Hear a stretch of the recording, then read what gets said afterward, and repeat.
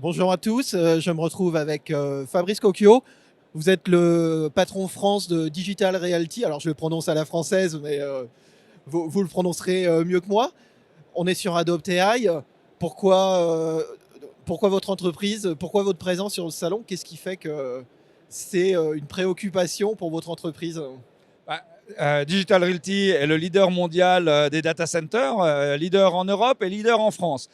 Donc ça fait trois bonnes raisons d'être au salon Adopt AI, d'autant plus que nous sommes au cœur depuis des années déjà de la révolution cloud, mais également désormais de la révolution AI avec nos clients ou de nouveaux clients, tant sur les hubs de Paris et de Marseille que nous alimentons avec des grosses infrastructures. Aujourd'hui, on gère 17 data centers, on en a 6 en construction, donc beaucoup de projets qu'on avait d'ailleurs annoncés ici au salon AI de mai dernier au Grand Palais avec 5,2 milliards d'investissements en France. C'est donc une bonne raison d'être ici. Donc un grand plan d'investissement, ce qui suppose que c'est un marché qui est pour vous porteur. Euh, Enfin, comment vous allez le servir, ce marché avec quel type d'infrastructure? Est-ce que ces infrastructures, elles changent avec les AI qui changent? Enfin, quand je parle d'AI, je parle plutôt de la partie générative, parce que finalement, l'IA traditionnelle imposait peut-être moins de changements d'infrastructure. Alors d'abord, ça a déjà commencé depuis 2-3 ans, une vague massive d'investissements d'infrastructures. Ces infrastructures de plateformes informatiques et télécoms que traditionnellement nous hébergeons dans nos data centers, hein, nos clients, c'est aussi bien les géants de la tech américaine que les grandes entreprises françaises, que des nouveaux venus ou des spécialistes de l'AI que l'on voit ici d'ailleurs exposés au salon. Et notre mission, c'est bien évidemment, comme d'habitude, d'assurer à la fois une continuité opérationnelle. Hein, si le data center s'arrête, il n'y a plus grand-chose dans l'AI qui marche, mais surtout de permettre cette transformation complète qui est à l'œuvre, qui va prendre du temps, qui ne va pas se faire en 24 heures et qui va se passer à certains endroits et pas partout. Et notamment dans ce qu'on appelle des hubs, les hubs de data center, d'interconnexion, c'est-à-dire avec beaucoup de capacités télécom associées et surtout un très large éventail d'acteurs avec qui nos clients peuvent interagir, interconnecter, de façon à pouvoir bénéficier justement de l'agilité, de l'évolutivité et surtout de le faire à moindre coût. Alors ceci dit, une fois qu'on a dit ça, l'AI change un petit peu, moi j'ai la chance de faire ce métier depuis 26 ans, change un petit peu la donne en termes de spécifications techniques des bâtiments. On va vers plus de densité électrique, plus de concentration. On a mis, pour vous donner un élément de comparaison, on a mis 25 ans, grosso modo, à passer de baies de 2 à 20 kW. Sauf que là, maintenant, on installe des baies à 100, 120, 150 kW.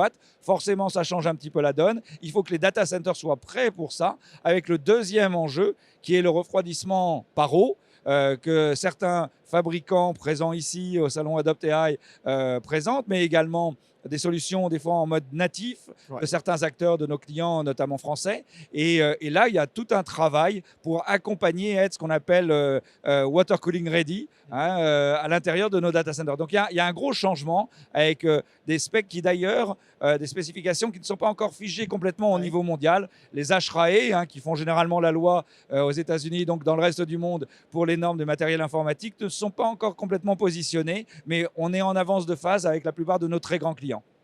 Vous avez parlé d'eau, vous avez parlé d'électricité. On reviendra à la toute fin sur les enjeux environnementaux que ça peut poser. On sait qu'il y a beaucoup de discussions, de débats autour de ce sujet, donc on y reviendra plus tard.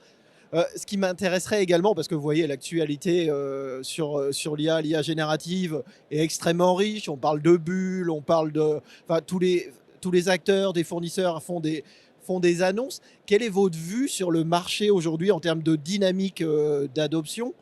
Est-ce que entre l'adoption, les promesses des uns et des autres, est-ce qu'on s'aligne? Voilà, c'est un Alors, peu ça. c'est, je pense effectivement un moment assez délicat pour trouver les grandes trajectoires, en tout cas les grandes réalités. Il y a, c'est clair, un enthousiasme et donc peut-être un emballement de certaines annonces. Néanmoins, on peut voir deux, trois éléments. Digital Realty en France, c'est quasiment 4 années consécutives. Là, on finit bientôt 2025 à 25 à 30% de croissance par an. C'est sur des croissances très fortes. C'est une matérialité du cloud, matérialité de l'IA, qui sont d'ailleurs interdépendants pour faire fonctionner notamment les inférences. Donc là, on voit bien qu'il y a un marché qui ne concerne pas tout le monde, mais il y a aussi un nouveau marché avec beaucoup d'investissements, notamment dans les data centers, avec des annonces qui parfois peuvent laisser surprendre parce qu'elles viennent de non-spécialistes du data center. Alors, on peut très bien révolutionner les choses, hein, il y a des éléments de disruption. Il va y avoir quand même un certain nombre d'éléments où peut-être on risque d'avoir, dans certains hubs européens notamment, Paris peut en faire partie, des situations de suroffre momentanée, mais la tendance long terme, la méga trend sur l'IA, elle est extrêmement forte. Et moi, ce qui m'interpelle, en tout cas ce qui quelque part me rassure, c'est que je vois déjà certains de nos clients grands comptes français, par exemple, mettre déjà des inférences sur des plateformes dans nos data centers. Donc on n'est plus dans le domaine du training, hein, on est déjà dans l'usage réel économique qui est celui qui va finalement financer tout ça. Hein, c'est quand il va y avoir l'adoption par les entreprises grands comptes, ETI, peut-être PME un jour, de toutes ces solutions qu'on va vraiment basculer dans la deuxième phase, c'est-à-dire la phase de commercialisation effective. Et là, ça commence déjà. Hein, donc on n'est plus dans de la prévision sur base de science-fiction, on y est déjà. Sans surprise, ça touche les grands acteurs, finance, assurance ou du manufacturing de certains verticaux. Il y aura forcément des ups and downs, comme on dit en anglais. Ça ne sera pas une courbe bien exponentielle, ça sera sûrement un petit peu des montagnes russes, comme on l'a connu il y a 25 ans au moment de l'Internet.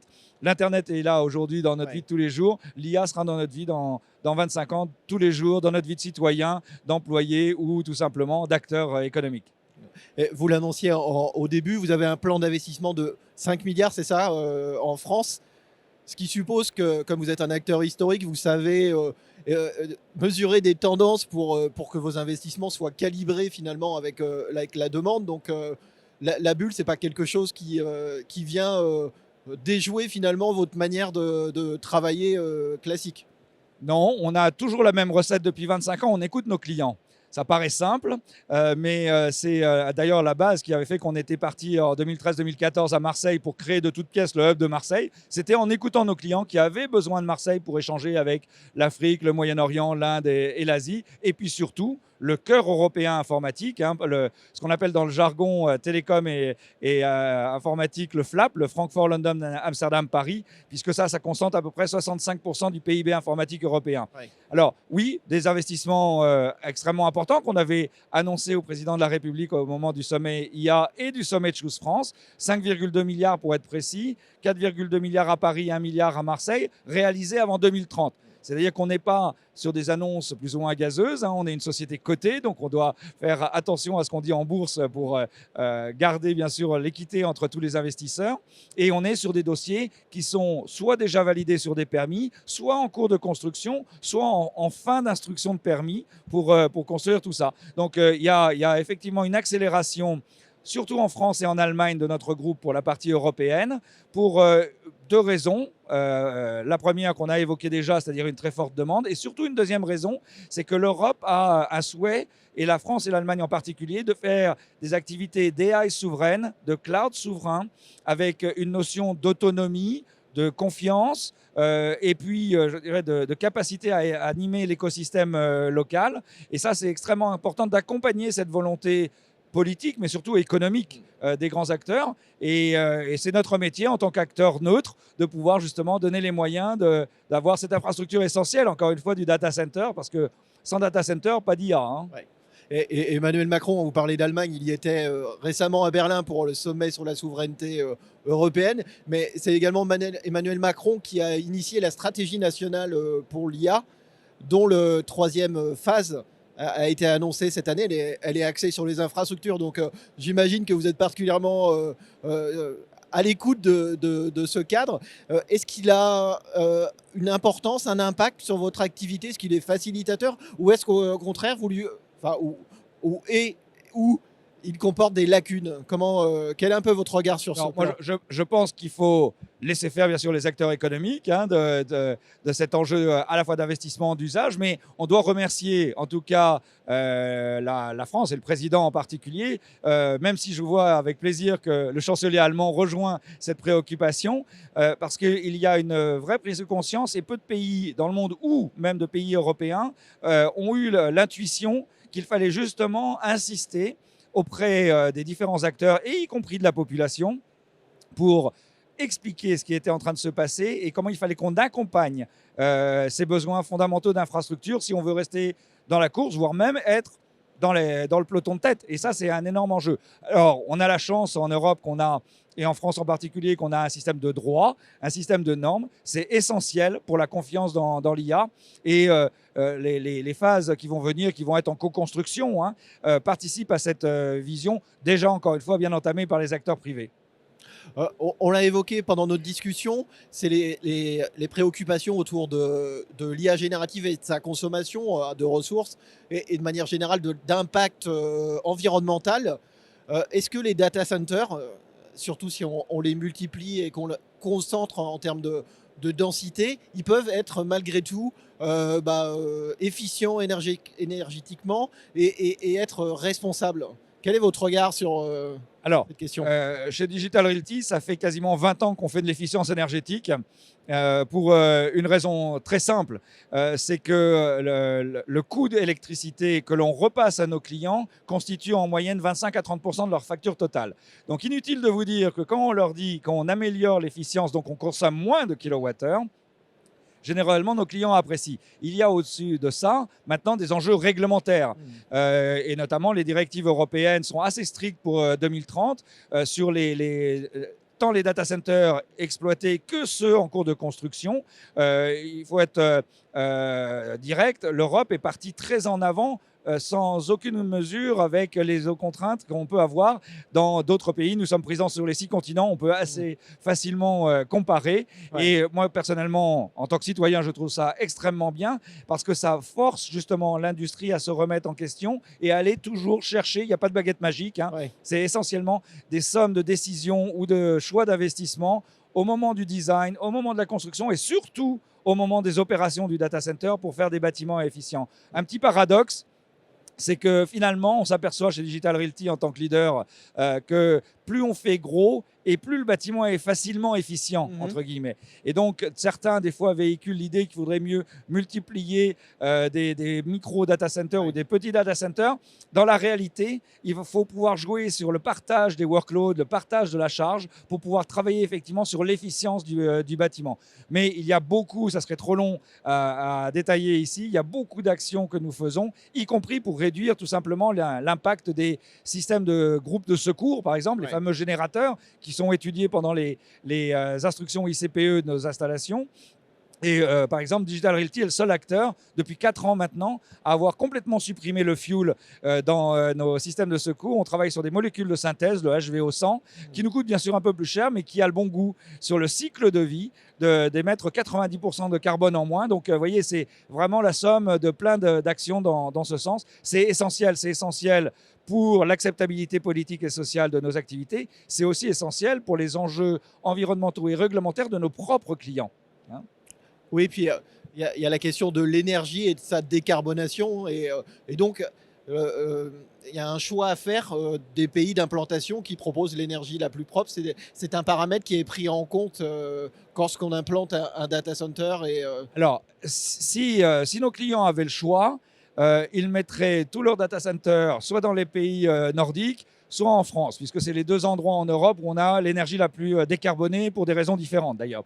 Malheureusement, il y a des consommateurs à Madrid, à Rome, à Francfort, en Pologne et ainsi de suite. Et il faut bien accompagner la plupart du temps au plus près les usages. C'est pour ça que des fois, on se dit, mais pourquoi pas tout concentrer, je ne sais pas moi, en Islande? Non, en fait, il y a des réalités d'usage à proximité de ce qu'on appelle le temps de latence. Il ne faut pas oublier qu'une donnée, que ce soit du cloud, du digital media ou de l'IA, à un moment donné, il faut l'échanger par des réseaux télécoms très rapidement et de plus en plus rapidement d'ailleurs de nos jours en fonction des applications. Mais effectivement, la France a un énorme atout, très bien souligné d'ailleurs par le président de la République lors du sommet de l'IA, puisque c'est effectivement un endroit où on trouve encore du foncier, où on a une capacité de production électrique importante. On est même excédentaire depuis qu'on a fait un peu de plomberie là, dans les centrales nucléaires en 2023, et surtout avec une capacité de pouvoir fournir de l'énergie décarbonée, hein, et sans commune mesure avec la plupart de nos voisins. Donc on a beaucoup de chance, à nous, tous les grands acteurs ou les petits acteurs, de profiter de cette opportunité et peut-être effectivement d'accélérer dans l'IA. Merci Fabrice. Merci à vous, c'était un plaisir.